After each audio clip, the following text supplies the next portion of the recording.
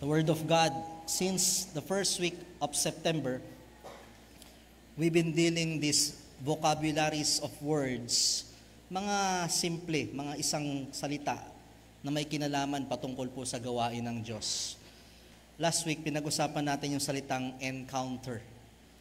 Yung pong encounter ay yung po yung ating tagpo. Araw-araw meron tayong nai-encounter, meron tayong namimit, meron tayong nakakatagpo sa ating buhay. Pero sabi po sa isang quotation na ating binanggit last week, living a full life as human being depends on our encounter with Jesus. And this is the greatest experience anyone can have. Lahat ng tao may buhay. Lahat ng tao maaaring sabihin natin tayo ay nabubuhay. Pero malibang makatagpo mo talaga ang Diyos, you cannot have a full life. Hindi mo matatagpuan yung buhay na buo, yung buhay na kompleto. Maaring pumasok ka sa iba't ibang klase ng relasyon. Meron kang pamilya, meron kang kapatid, meron kang magulang, meron kang kaibigan, meron kang best friend, meron kang classmate. Anumang relasyon ang meron ka, it is not enough. Malibang ma-encounter mo ang Diyos sa buhay mo, there will be no full life and purposeful life. Kaya nga ang pinakang magandang tagpo sa isang tao po ay yung muli siyang makabalik sa Diyos. That is the greatest experience. Kasi ang maraming tao po ay nabubulag sa katuruan at katotohanan. Akala nila, sapat na ang kilala natin ng Diyos. Hindi ibig sabihin kilala mo ang Diyos, ay nakakatagpo mo ang Diyos. Sapagkat hindi ibig sabihin, nakilala mo ang Diyos ay may relasyon ka sa Diyos. Lahat tayo ay linikha. We are all created by God, but we are not all children of God. 99% or probably 100% sa bansang ito, kilala ang Diyos. Pero ilan dun yung totoong nagkaroon ng encounter? Panahon na masasabi niyang nakatagpo ko ang Diyos, not literally, nakilala ko ang tunay na Diyos, naintindihan ko kung sino talaga ang Diyos, at pinapasok siya sa aking buhay. Once you encounter Jesus Christ, may mga iba't ibang counter na ipaparana sa iyo, Panginoon. Tulad po sa bansang Ehipto, sa bansang Israel, nung sila ay nasa Ehipto for 430 years, they've been slave, alipin, madilim ang kanilang buhay. They were under the bondage of Pharaoh, they were under the control of Pharaoh, and Pharaoh speaks of Satan or the devil. Ang unang encounter na ginawa ng Panginoon is yung extraction. For 430 years, God didn't spoke to them. For 430 years, they were under the control of the Satan or the world. Pero dumating yung tinatawag na extraction. Mula sa lugar na yon, sila ay kinuha ng Panginoon. Ganon din sa ating buhay. I don't know kung ilang taon man tayo, pero hindi po yan, that's not what matters.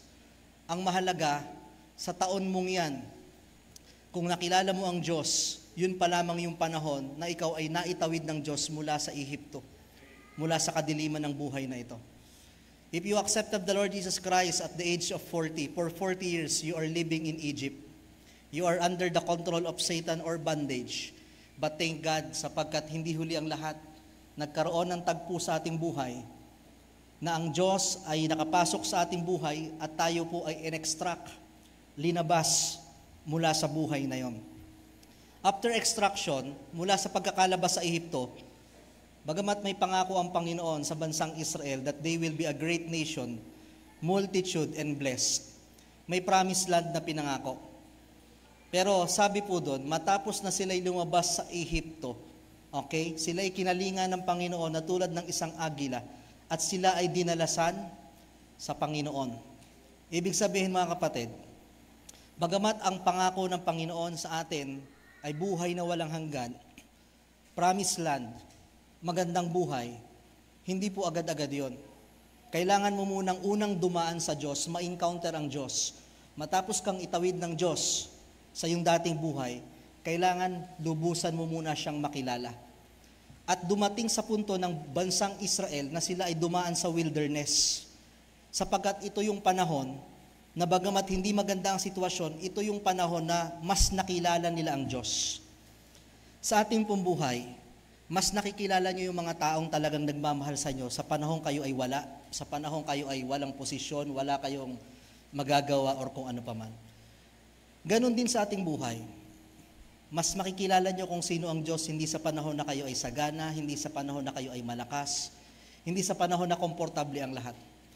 While they are walking in the wilderness, unti-unting for 430 years, wala silang idea kung sino ang Diyos. God never spoke to them. Pero pagkatapos nun, sabi ng Diyos, may promised land, but before you reach the promised land, kilalanin niyo muna ako. The problem with many Christians, after they got saved, nakatingin sila sa kamay ng Diyos. Ano bang mapapala ko pag tinanggap ko ang Diyos? Ano bang blessing dyan? Ano bang mangyayari? Dapat gaganda. They want the hand of God, but they don't want the face of God. Gusto natin yung gift of God, but we don't want God Himself. Kilalanin mo ang Diyos, the one who will provide manna sa panahon na ikaw ay nasa wilderness, the one who will provide the clouds of witnesses, or the one who can protect you in the wilderness. Ang daming paraan na ipinakilala ng Diyos ang kanyang sarili sa bansang Israel in the wilderness. So ang ating pong paglakad sa mga madidilim, sa mga tuyot na buhay, ay proseso ng Diyos upang higit mo siyang makilala. You will never experience miracle in life unless everything is possible. Pag lahat ay madali, pag lahat ay posible, hindi mo masasabing miracle yan kasi possible naman talaga eh. Pag sinabing miracle, it seems impossible, you are hopeless, you are helpless. If you want to experience the grace of God, the miracle of God, you cannot find that in the promised land. Dadaan tayo sa ating wilderness of life. Of course, ang wilderness of life, just for 40 days. Pero bakit naging 40 years? Kasi nga, merong mga hindi natutunan ng bansang Israel. But regardless, kung ito man ay 40 years, 40 days, dadaan tayo with the experience of Jesus Christ. Kaya, hindi kompleto ang iyong pagiging Kristiyano. Kung sinabi mong tinanggap mo ang Diyos, nakalaya ka na mula sa Ehipto, pero hindi mo pa rin nakikilala ang Diyos na iyong sinasamba. Kasi ang sunod niyan, after you experience Jesus Christ, kung talagang nakikilala mo ang Diyos, i-expose ka ng Diyos sa gawain niya. Katulad po ni Apostle Paul, when Paul met the Lord on Damascus Road, he definitely made a change. Every time na ang Diyos nakikipag-encounter sa tao, hindi lang siya nagpakita para manakot or para, meron siyang pinapagawa. Laging merong misyon na naispagawa. At nung ang Panginoon ay nagpakita kay Apostol Pablo, being a chief sinner, binago siya ng Diyos, in-expose siya ng Diyos sa isang gawain na kung saan doon siya magiging mabunga. Sa ating mga mananampalataya, kung ikaw ay may encounter na sinabi mong tinawid ka na ng Diyos mula sa iyong madilim na buhay, mula sa Ehipto, at meron kang encounter na sinasabi mong lubusan mo nang nakikilala ang Diyos, ang sunod niyan, imposibleng hindi ka dadalhin ng Diyos sa panawagan na ikaw ay maging bahagi sa gawain. To encounter or to expose yourselves in the ministry. Maaring expose tayo sa iba't ibang bagay. Makikita tayo sa labas, expose tayo sa iba't ibang gawain. There's nothing wrong with it. Sapagkat binigyan tayo ng pagkakataon ng Diyos na tayo ay ma-expose sa anumang trabahong pinagkaloob sa iyo, ma-expose ka sa anumang activity sa school, ma-expose ka sa anumang mga bagay na pwede kang ma-expose. Pero sana, meron ka ring exposure pagdating sa gawain ng Diyos. Sana nakikita ka rin sa gawain ng Diyos na ikaw ay nagiging bahagi. And after all of this, the last encounter that Israel happened, dumating ang promised land. Dumating man ng napakahaba, 40 years, mula sa pangako pa lang kay Abraham, daan-daang taon ang lumipas, bagamat matagal, pero dumating pa rin. Ang pangako ng Diyos ay mananatiling pangako. Bagamat sa lupang ito, maaring iniisip natin na talagang napakahirap ng buhay. We may experience a promised land in this world, yet kahit ang promised land, natutuyot pa rin. Pero ang isang bayan na kung saan talagang pinangako sa atin ng Panginoon is not the promised land. Bilang mananampalataya, ang pangako ng Diyos ay yung Beulah land. A perfect place, a heaven glorified from God. So after you encounter Jesus Christ, ang sunod nating pwedeng gawin is we should engage ourselves. Ilapit natin ang ating sarili sa gawain ng Diyos. And after we engage ourselves in the ministry, ang isang bagay na sunod po nating gagawin is we should extend, okay? Extend Okay, ano po yung extend? Okay, ito po yung pangatlo nating series, puro letter E tayo, encounter. After you encounter, engage. Okay, ilapit mo ang sarili mo sa gawain ng Diyos. And today is to extend. Pag sinabing extend, okay, maaring meron kang hangganan, pero nais mong lumabas sa hangganan. Kaya nga ang tema natin is no borderline. You want to extend. Ito ang tawag natin dito, extension, kasi wala dati yan. Dito lang tayo, nagkaroon ng extension. Yung ating buhay, kung ikaw ay nag-agaw buhay na, nanganib na ang buhay mo at nadugtungan, ang tawag doon, extension. Okay? Nahigitan pa, lumabis. Ano yung nais natin extend? Sa prayer po ni Jabez, sabi dyan, Jabez called on God of Israel, saying, "Oh, that wouldest bless me indeed and enlarge my coast." Lord, meron ako nito, pero nangangarap ako ng higit pa dito. Gusto niyang mag-extend. Sa gawain ng Diyos, tayo ay nagpapasalamat sapagkat maraming bagay na tayo ay nagbibision to extend.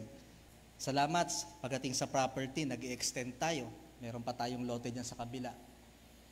We want to extend our music ministry, kaya tayo ay nagkakaroon ng mga enhancement, bagamat may mga umaalis na papalitan natin. We want to extend our multimedia coverage.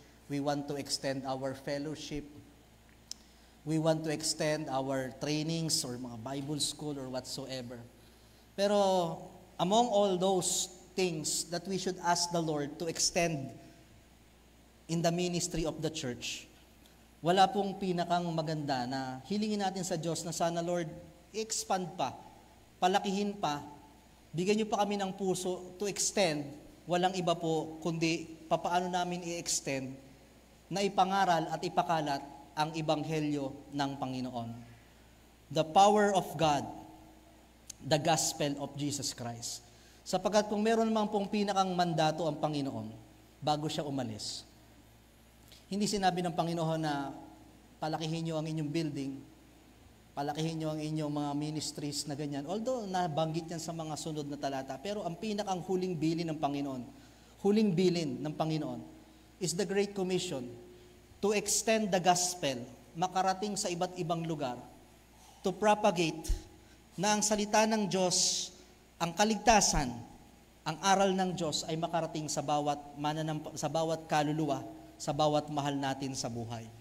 And when we speak of the gospel, siguro po mga kapatid, pag sinabi natin gospel, it speaks about the life of Jesus Christ.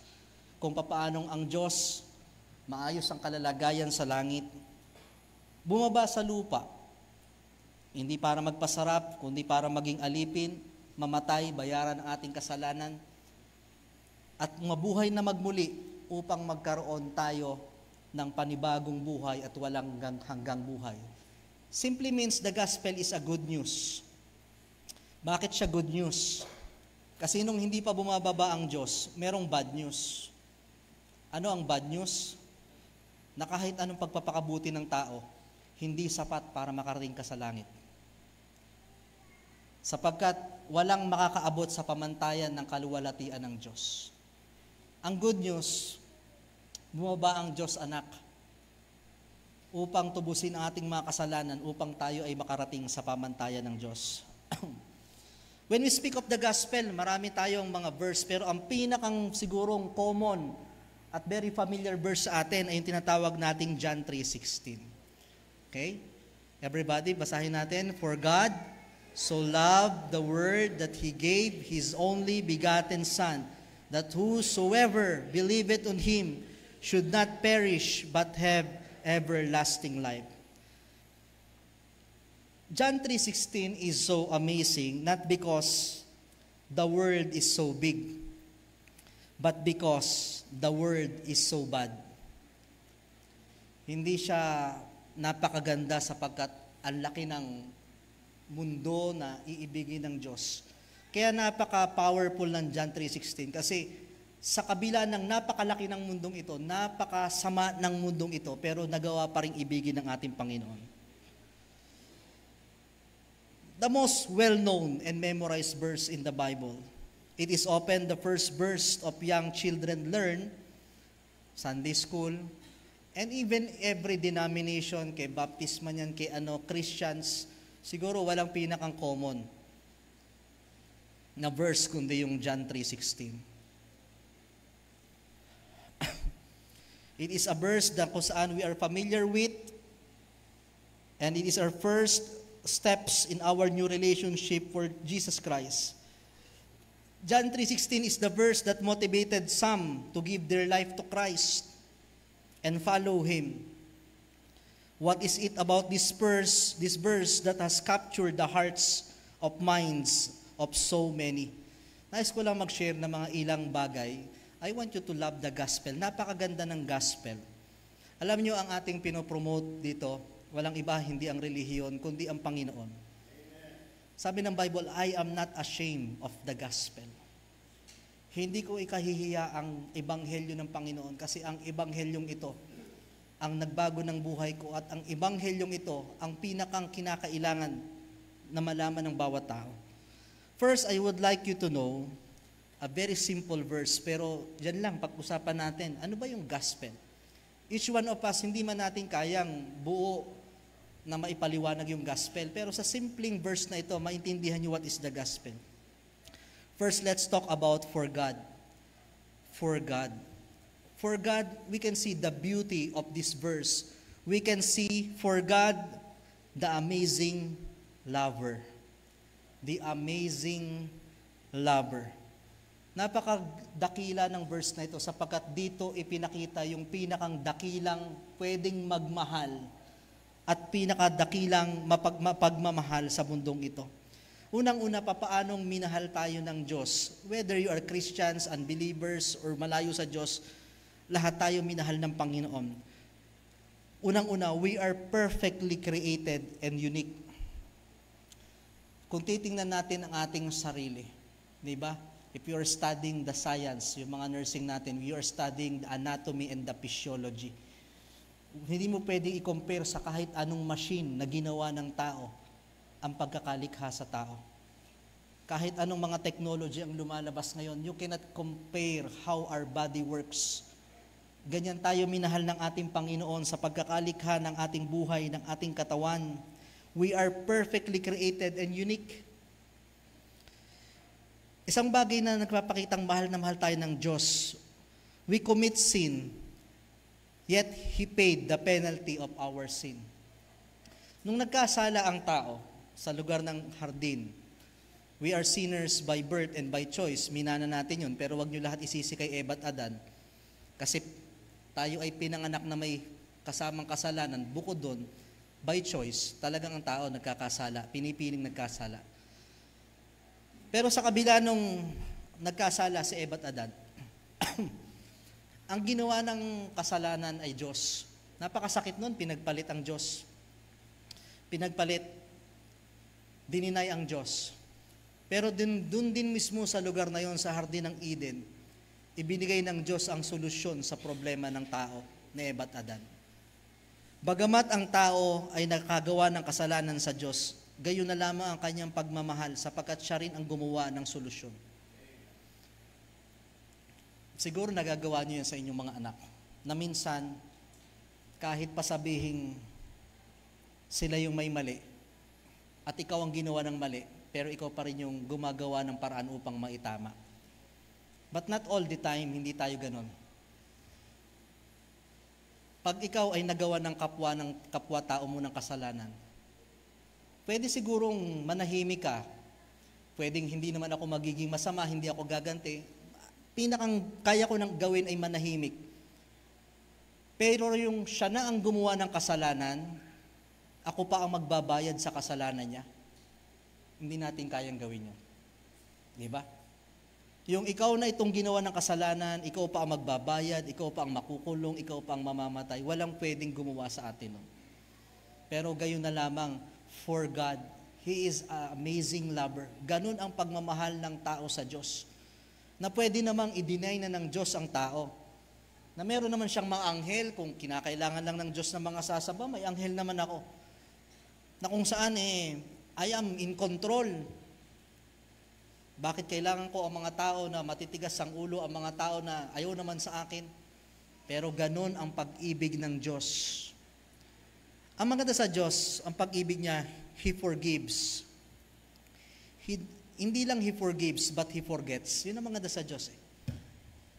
Noong ang Diyos, pinatawad tayo, kaya tayo nakakalapit uli sa Diyos sapagkat kinalimutan na rin ng Diyos lahat ng ginawa natin.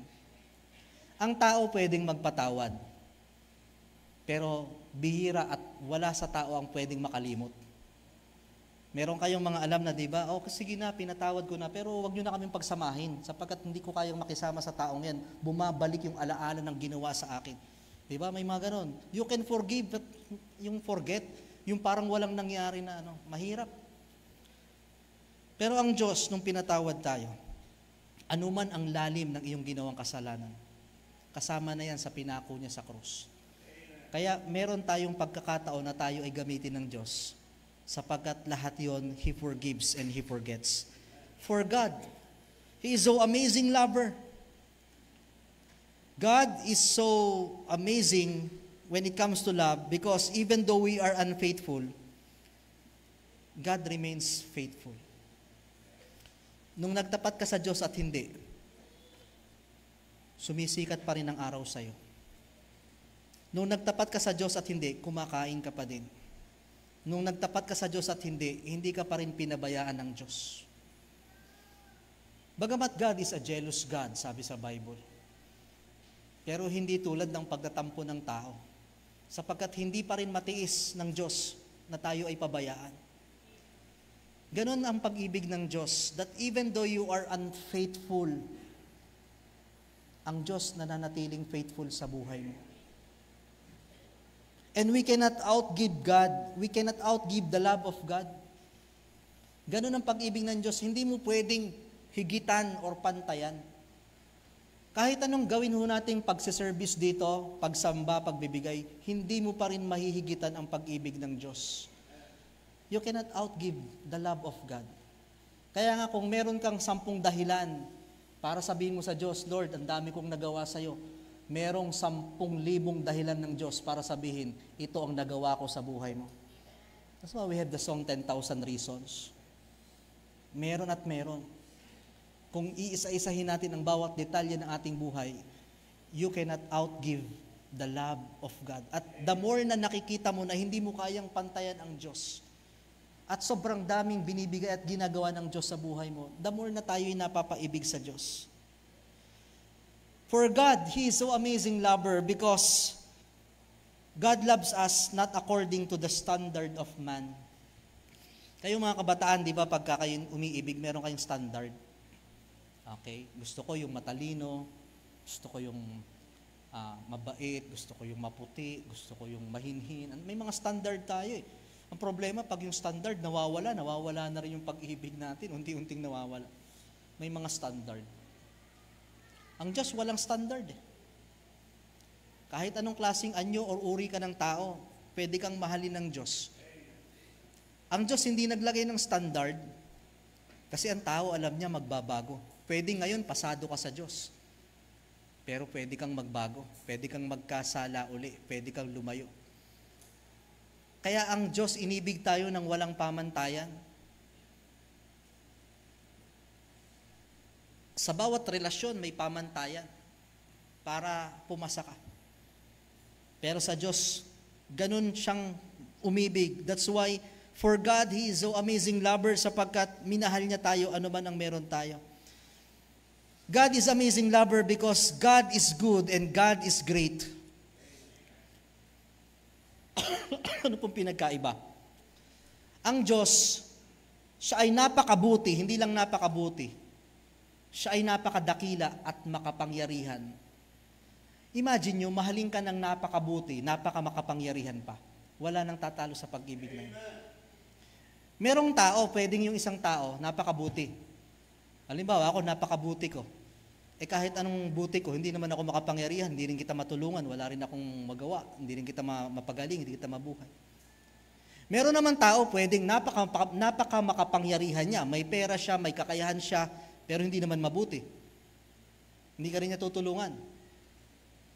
Alam niyo ang maganda sa Diyos natin? Ang Diyos natin napakabuti na. napaka makapangyarihan pa. Kaya pag inibig ka ng ganyan, wala kang hanaping iba. God is good and God is great. Kaya nga dun pa lang sa word na for God pwede na nating masabi, sino ba itong Diyos na nagmahal sa akin? So for God, ibig sabihin nun, He is the amazing lover. So love. Ano yung so love? It is the amazing feeling. Amazing feeling. Ano yung pakiramdam na may nagmamahal sa inyo? Merong mga given love, pamilya. Pero nung tayo yung mga kabataan, yung mga asawa nyo, anong pakiramdam nung mga panahong tayo ay binuksan ng puso ng ating mga misis at mister ang kanilang puso para sa atin at sinabing tayo'y kanilang iniibig? What an amazing feeling to be in love and to be loved. Sabi diyan, so love. Hindi lang mahal so love. That love is the amazing feeling. Napakasarap sa pakiramdam na meron tayong minamahal at may nagmamahal at napakasarap sa pakiramdam na alam mong mahal ka talaga, na hindi ka lolokohin. Kung sa isang tao, napaka-overwhelming nang alam mong may nagmamahal na talaga sa'yo, how much more kung alam mong ang Diyos nagmamahal sa'yo. For God so loved. Na bagamat ikaw ay undeserving, alam niyo yung undeserving? Yung hindi match? Nakita na ba kayo na magkasintahan na hindi match? Ang layo. Diba? May mga ganyan yung mga vlogger ngayon. Yung iba for content lang naman para sila yun. Layo. Yung isa ay parang, diba? Parang talagang mahirap magsabi ng salita. Ang layo, hindi match. Langit at lupa. Diba? Undeserving. Pero nagkatagpo. Kakaibang pag-ibig yun. Alam nyo, yung so love ng Diyos sa atin, we are undeserving. Wala kang pwedeng imagpalaki. Ang grado mo, ang position mo, ang narating mo sa buhay, hindi yan makakarating sa langit. Hindi sapat. Pero minahal tayo ng Diyos. God's love, it is an amazing feeling that although we are undeserving, hindi lang siya undeserving, ang maganda sa pagmamahal ng Diyos, unending. Hindi ho lahat ng pag-ibig tumatagal. May mga pag-ibig lamang ng isang linggo, Lunes, di ba? May mga ganun lamang. May mga pag-ibig na isang buwan lang. Ang pag-ibig ng tao ay walang kasiguraduhan. Hindi naman ibig sabihin hindi siya totoo. Minahal tayo pero pwedeng magbago. Pero alam niyo ang pag-ibig ng Diyos, unending. Kaya nga, eternal life. Kaya kung meron mang salitang, kung hinahanap nyo talaga yung salitang forever sa pag-ibig, sa Diyos yun. Kung gusto nyo ng forever. Pag sinabing eternal life, yung pag-ibig ng Diyos sa atin, yung kaligtasan ng Diyos, ito'y tumutukoy din, hindi lamang sa kaligtasan. Ito yung walang hanggang kaligtasan, assurance of salvation. Hindi lang po tayo nagtuturo ng kaligtasan. Naniniwala tayo na ang ating kaligtasan ay may kasiguraduhan at ang kaligtasang binigay ng Diyos ay hindi agaw-bawi. Kaya nga nakalagay eternal life. Pag sinabing eternal, hindi namamatayan, hindi iindap-indap. Kasi kung nakabase na naman sa ating gawa, ang ating pagiging assured ng ating salvation ay talagang walang kasiguraduhan. Kasi merong mga ibang turo na ligtas ka ngayon, pero pag ikaw ay nagkasala uli, hindi na. May mga ibang turo, ligtas ka ngayon, pero pag nawala ka sa church ng ilang panahon, hindi ka na uli ligtas. Parang sinabi mo na ang kaligtasan mo, nakadepende pa rin sa iyong gawa. Hindi. Ang kaligtasan ng Diyos, unending. Alam na ng Diyos na magkukulang pa rin tayo, pero hindi siya ganun, hindi siya agaw-bawi. Yun ay kung talagang tiyak tayo, wala nang kaburahan yon. Hindi na mabubura yung ating kaligtasan na yon. Kaya nga sa inyong mga naririto, di ba, minsan ina-assure ko yung salvation Ang kaligtasan minsan lang pero tiyak. Hindi mo kailangan paulit-ulitin. Sapagkat ang Diyos, nung binigay ang kaligtasan na yan, and God will give you eternal life. Maaring magkasala ka, you confess your sin, He is faithful and just to forgive us. Pero ang Diyos, pag umibig, hindi lang dahil ikaw ay undeserving, kundi ito ay unending. Meron tayong katiyakan ng pag-ibig ng Diyos na walang hanggan. For God so loved, ano yung sunod? The Word. The Word is the amazing creation of God. Perfect ang mundong ito. Diba? Unang-una, perfecto ang mundong ito. Sa sequence, alam ng Diyos yung sunod-sunod. Let there be light. Pagkatapos ng light, nagkaroon ng mga lupa, nagkaroon ng mga heavenly creatures, okay, firmaments, nagkaroon ng mga puno. Alam ng Diyos ang sunod-sunod. Panghuli, ginawa niya ang tao. Diba? Ay kung inuna niya kaya ang tao, hindi lulutang-lutang tayo, wala man lang madapuan, alam ng Diyos ang sunod-sunod. Napaka-perfecto. The Word is the amazing creation. Tapos nung ginawa ng Diyos ang tao, dahil sa panghuli, hindi ibig sabihin panghuli, He is the least, He is the best. Prepare na lahat ng Diyos bago dumating ang tao, kailangan maayos ang lahat. At alam din ng tao, alam din ng Diyos na hindi sapat ang lalaki lang, binigay ang babae. At dahil doon, hindi lamang ang tao ay linikha, man created above all. Mapalad tayo sapagkat kung tutuusin, pwede namang tayo ay gawin ng Diyos na hayop, pero ang ginawang role ng Diyos sa atin sa mundong ito, tao. Amen? Salamat naging tao, above ang ating isip, above ang ating kilos. Alam ng Diyos yung mga teritorial, alam ng Diyos yung mga ilalagay sa ilalim ng dagat, alam ng Diyos yung mga halamang nasa bukid, alam ng Diyos yung mga hayop na nasa himpapawid. Napakagaling ng creation ng Panginoon. Alam niyo, pag pumupunta tayo sa mga iba't ibang lugar, mayroong mga man-made creation, mga building, mga ano. Pero pag pumupunta ka sa mga lugar na kung saan talagang hindi kayang gawin, gayahin ng tao ito, makikita mo napakaganda ng creation ng Panginoon.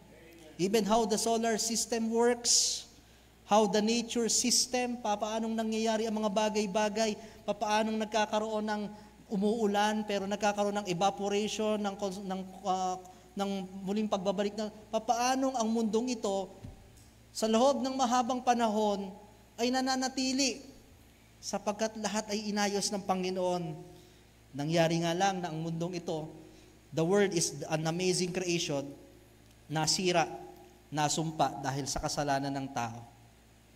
But if you will look at the word, masasabi natin yung kantang How Great Thou Art. For God so loved the world that He gave. That is an amazing act. The most amazing verb or act is the word give or gave. Giving is the essence of love and it is the result of love. Sapagkat sa pag-ibig, nagagawa nating magbigay at hindi tayong laging tumatanggap sapagkat kung talagang tayo ay may pagmamahal, tayo ay nagbibigay. Ganun ang ginawa ng Panginoon, that He gave. Pero ang maganda dito, that is the amazing act. Pinakamagandang gawin ng tao, yung tayo ay nagbibigay, tumutulong, ganun din sa Diyos. That He gave. Pero ang pinakamaganda, ang binigay ng Diyos, hindi lamang anumang bagay, His only begotten Son. That is the amazing gift. His only begotten Son. What is the best material gift you ever received? Ano ang pinakang magandang material na bagay na inyong na-receive? Sapatos, bag, cellphone, di ba? Mga branded na pabango. Pero alam mo kung madami ang anak mo, kahit ang anak mo ay 12, hindi mo pa rin ibibigay yung isa eh. Ay, total, 12 naman ito. Baka gusto nyo ng ano. Hindi mo pa rin ibibigay yung isa. Diba? Yung masaktan ng anak mo, nagagalit ka na. Yung pa kayang alam mong papatayin para lamang sa mga bagay na hindi naman siya ang gumawa. Alam nyo, ganyan po ang ating Panginoon. The amazing gift of God. Pwede namang anghel ang ipadala ng Diyos sa lupa. Pwede namang ang gamitin ng Diyos ay mga doktor, mga propeta, mga hari, mga pastor, hindi sapat eh.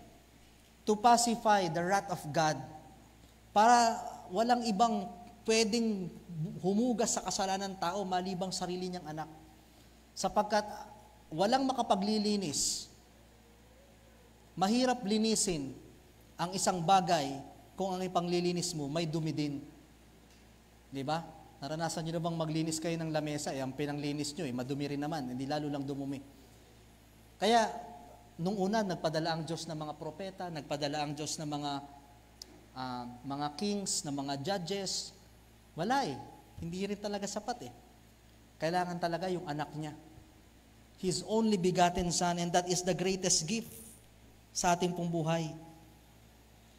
Although ito ay gift, that gift is the gift of salvation. Pag sinabing gift, ito ay regalo. Ngayong Christmas, marami tayong regalong inaasam. Pero yung gift, kahit siya sabihin gift, kahit sabihin ito yung regalo at libre, malibang tanggapin mo, hindi mo masasabing, meron akong naging regalo. Ibahin na lang natin, meron kayong parcel, Shopee, Lazada, dumating yung courier. Hanggat hindi mo talaga nare-receive yun, hindi sa'yo yun. Kahit pa sabihin mong libre may nagbigay. May nagpadala ng pera sa Cebuana sa Palawan, oy libre, padala. Pero hanggat hindi mo kinukuha yun doon, hindi sa'yo yun. Alam nyo, ang alok ng Diyos, libreng buhay na walang hanggan, kaligtasan. Pero hanggat hindi mo talaga yung tinatanggap, hindi yun automatic, hanggat hindi mo yung tinatanggap, hindi mapapasa sa yun. Alam nyo ang problema? Ang tao, gagawin ang lahat para mabuhay. Lahat ng ginagawa natin dito sa lupa para mabuhay, kaya ka nagpapakasipag sa pagtatrabaho, kaya kayo gusto may magandang kurso, para mabuhay. Pero kahit mabuhay, mamamatay din eh. Pinaghihirapan natin, ginagastusan natin para mabuhay, pero yung alok ng Diyos, buhay na walang hanggan, pero ayaw ng tao. Yung alok na yon hanggat nabubuhay. Kasi effective lang yon pag nabubuhay ka pa. Tulad ng aking sabi, yung gamot, effective lang yung gamot sa taong buhay. Pag patay na, kahit saksakan mo na yung napakaraming gamot, wala na yan, patay na eh. Yung gamot ng Diyos na binibigay, effective lang yun. Hanggat nabubuhay ka pa, kailangan inumin mo yun, tanggapin mo yun. Pero pag patay na, kahit ipagdasal pa nating lahat yan, kahit anong gawin mong orasyon dyan, wala nang epekto ang gamot. Sapagkat ang regalo, libre, pero kailangan mong tanggapin. It is the gift of God. For God so loved the world that He gave His only begotten Son, that whosoever, ano yung whosoever? The wonderful opportunity. Pag sinabing whosoever, kahit sino, yung hindi ka pwede, pero pag sinabing pwede, whosoever. Diba, minsan may mga bagay na hindi tayo pwede doon, hindi tayo pinayagan doon, hindi natin experience yon. Kaya nga sinasabi ng iba, sana all. Sana lahat pwede, sana lahat meron. Alam nyo, sa pag-ibig ng Diyos, hindi sana all eh, pwede all. Whosoever, kahit sino pwede dito. Whosoever. Alam nyo, sa ating pong buhay, it is an amazing opportunity that whosoever, nakita na ba tayo ng mga invitation that whosoever? Yung invitation na whosoever. Ngayon, ang mga okasyon, hindi na whosoever. Siguro sa mga bukid pa, yung pag may okasyon, automatic yan, darating lahat, dadagsa, di ba? Pero pag sa mga, dito sa mga bayan, ay hindi ho pwede, may RSVP na. Kailangan kung sino lang yung invited, huwag kayong susugod, napakamahal ng per pax, talagang ano. Ay kahit gusto nyo pumunta, hindi ka invited. Hindi whosoever. O kayo mga gusto mag-abroad, hindi whosoever yon. Unang-una, kailangan may ticket ka, kailangan may hotel ka, kailangan pagpasok mo sa immigration, hindi whosoever. May limitasyon lang ang pwedeng lumabas. Gusto nyo mag-aral sa Lasal? Hindi whosoever doon. Kailangan may pera ka doon. Di ba? Gusto nyo magtrabaho sa Malacanang, hindi whosoever doon, pili lang. Ang daming ganap sa buhay dito na hindi ka qualified. Pero alam nyo maganda sa Panginoon? Whosoever, kahit sino, pwedeng lumapit sa Diyos. Whosoever. Ang pinakamaganda lang, anong whosoever? Believe it on Him. Ano yung believe it on Him? It is the amazing decision, the best decision of your life. The best decision of your life is to believe God. Mahirap lang kasing maniwala kasi tayo kasi is to see, is to believe. Ang Diyos, by faith, seeing things unseen. Hindi mo pa nakikita pero pinaniniwalaan mo. That is the greatest decision ng buhay mo, yung ikaw ay naniwala na merong Diyos, hindi ka lang naniwala, sumampalataya at nakipagrelasyon ka sa Kanya. Di ba, lagi ko sinasabi sa inyo, 3 pinakang mahalagang desisyon sa buhay mo na dapat hindi ka magkamali kasi malaki ang epekto sa buhay mo. Unang-unang desisyon mo, yung vocational. Huwag kang magkakamali, mga kabataan, sa kurso na inyong tinatahak. Kasi magsasayang kayo ng oras at pera. Pag hindi talaga maayos, hindi talaga wise ang inyong desisyon, ano ba yung magiging trabaho ko? Ano ba yung magiging kurso ko? Vocational. Malaki ang magiging epekto sa inyo. Yung pangalawang desisyon na hindi kayo dapat magkamali at ayusin nyo ang desisyon nyo, yung relational. Sino ang magiging kapartner ko sa buhay ko? Bakit? Ang laki ng epekto sa iyong future kung sino ang partner mo. Kaya dapat pinag-iisipan yan. Hindi tayo basta na lang pumapasok sa isang relasyon. Kasi araw-araw mong makakasama yan. Pero alam nyo, ang pinakang malaking desisyon ng buhay mo, hindi lamang yung vocational, hindi lamang yung relational, okay? Hindi lamang yung vocation, hindi lamang yung relation, yung salvation. Pag hindi ka nagdesisyon na tanggapin ang Diyos, hindi lang ito makakaapekto sa buhay mo, kundi sa kabilang buhay mo. Ano ba ang kabilang buhay mong naghihintay? Langit o impyerno? Whosoever believe it in Him, that is your greatest decision. Araw-araw may decision ka, ano ang aking kakainin, anong oras ako papasok, anong oras ako uuwi, saan kami mamamasyal, ano ang aming bibilhin. Life is full of decision. Pero ang isang tao na hindi nakapag-desisyon, na talagang tuluyang isurrender ang buhay niya sa Diyos, yan ang pinakang malaking desisyon na pagsisisihan ng tao. Whosoever believed on Him should not perish. That is the amazing salvation. Pag nagbabiyahe kayo at may mga stranded, nakalagay doon is perishable. Paunahin nyo to, mabubulok. Mabubulok ang prutas. Nabubulok, nasisira. All what we are doing in our daily life is for the sake of having life. Gumigising ka, nagtatrabaho ka, gusto mo ng magandang kurso, nagpo-promotion ka para mabuhay ka at mabuhay ang iyong pamilya. But regardless, with all of it, we will die. Mamamatay pa rin ang tao.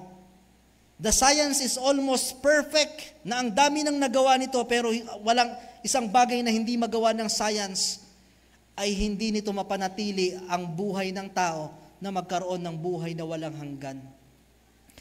Sari-saring gamot na ang lumabas, sari-saring siyensya na ang lumabas, pero wala pa rin makapagawa ng isang buhay na walang hanggan. Pero yun yung klase ng buhay na pwedeng ibigay ng Diyos lamang. Not perish. At ang pinakamaganda, the amazing salvation, but have everlasting life. The best life, the most amazing life. What makes life everlasting? What makes everlasting life amazing?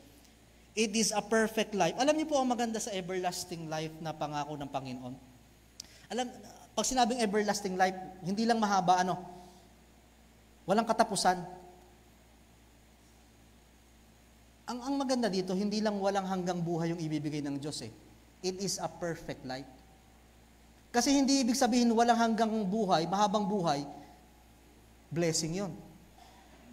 Di ba? Payag ba kayo, bigyan kayo ng Diyos 200 years old, pero pagdating nyo ng 70 hanggang 200, nakahiga lang kayo sa kama at kayo'y baldado. Baka sabihin nyo, Lord, kahit hindi na 200, di ba? Aanin ko yung habang-habang buhay na ako na may wala nang nagagawa. Di ba? Gusto nyo ba ng mahabang buhay pero yung buhay nyo ay puro miserable na lang talaga, wala nang nangyaring maganda. Kaya kami mga tao gusto nang kitilin ng buhay. Ang buhay dito sa lupa, wala sa haba, sa sulit. Yung offer ng Diyos, everlasting life, walang hanggang buhay. Kaya lang, aanuhin mo yung mahaba at walang hanggang buhay kung may sakit ka pala, kung may humahabol pa rin sa yung utang, kung hanggang doon ay namumroblema ka pa rin sa mga konsumisyon, ay aanin mo naman yung walang hanggan. Ibig sabihin, walang hanggang pahirap yun. Alam niyo yung magandang offer ng Diyos? Everlasting and perfect life. Biruin mo, walang hanggang buhay, walang hanggang buhay na wala kang sakit. Walang hanggang buhay na wala ka ng utang, walang hanggang buhay na hindi ka na mamumroblema sa kung ano pa man, walang hanggang buhay na nandun ang mahal mo sa buhay. That is the greatest life. Kaya nga sinabi ni Apostol Pablo, for me to live is Christ and to die is gain. Hindi natin na-appreciate yung salvation ng Diyos kasi hindi pa natin nakikita, hindi pa natin nararamdaman. Pero kung mauunawaan nyo lang yung gospel, yung alok ng Diyos, of course, ayaw nating mamatay, pero kung dumating man ang kamatayan, hindi para lubusan nating ikasama ng loob o ikalungkot. Sapagkat sabi ng Diyos, for me to live is Christ. Nung nabuhay ka kasama mo ang Diyos. For me to live is Christ. But to die is gain. Mamatay man ako, mas marami akong gain. Pag kayo namatay, ang nag-gain, kung meron man kayo, yung mga mahal nyo sa buhay, kung meron kayong insurance, meron kayong mga pamana, nag-gain. Pero ang tao, pag namatay, kalimitan yan, walang gain yan. Okay? Pain ang kasunod niyan. Kung wala siyang Diyos, pain. Iwanan mo na lahat ng pwede mo. Magsasaya ang mga maiiwan mo sa buhay. Pero ikaw na walang Diyos, pain. Akala mo, nakatakas ka na sa hirap, papunta ka pa lang sa hirap. Pero ang isang tao na may Diyos, hindi lang kilala, may relasyon. Anong meron sa'yo? Gain. Walang pinakamagandang insurance at assurance kundi ang langit. At ang ating mga mahal sa buhay na alam nating nakakilala sa Diyos, kung malalaman lang natin ang kanilang kalalagayan, malungkot na tayo naiwan, pero ang kanilang kalalagayan ay higit sa atin. Diba? Because they have an everlasting life. This is the gospel. Isang verse lang ito. Ang dami nating pwedeng gawin. To extend, hindi ho nakakahiya at hindi ho masama sa pakiramdam na i-share natin ang gospel. Hindi man tayo lahat kayang magpaliwanag ng ganon. Pero gawin natin yung ating paraan. Paano ba natin ma-extend ang gospel na to sa mga mahal natin sa buhay? Diba? We can invite visitors, o kung kaya mo, may pagkakataon. Share mo lang yung patotoo mo. Kasi nga po, ang church natin ito, marami tayong pangarap, pero walang ibang pinakang pangarap. At ito ang nanatatiling pangarap ng Diyos at mission. Bakit hindi pa siya dumarating? Sapagkat gusto ng Diyos i-extend, makarating ang gospel sa kaibigan mo, sa classmate mo, sa mahal mo sa buhay, bago pa tayo datnan ng Diyos o ng kamatayan. So we should have desire to extend the gospel. So I pray sa mga susunod na linggo, magkaroon tayo ng Visitors or Friends Sunday. Samantalahin natin yung pagkakataong yun na marinig nila ang Ebanghelyo. We tried again, gumagawa tayo ng paraan, hindi tayo sumusuko, lalo pa kung alam natin na ito ang paraan upang i-extend ang Ebanghelyo ng ating Panginoon.